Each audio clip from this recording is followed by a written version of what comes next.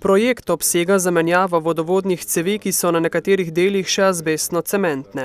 Naložba je tako pomembna zaradi zagotavljanja kakovostne pitne vode, pa tudi zaradi zmanjšanja izgub. Sicer v povprečju so nekje 15% na tem odseku, te govorimo o dobrih 8000 metrov, se pravi 8 km primarnih vodov.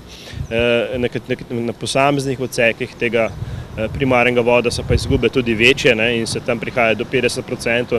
Naložba je vredna skoraj 1,3 milijona evrov, od tega so slabih 420 tisočakov pridobili na razpisu.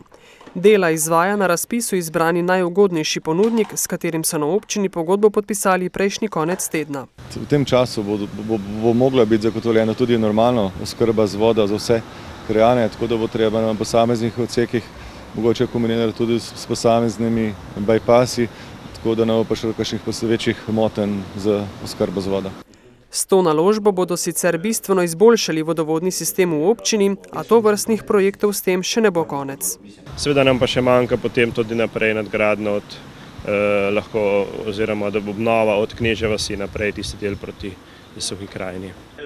Rok za dokončanje menjave cevovoda v Trebnjem je 30. september.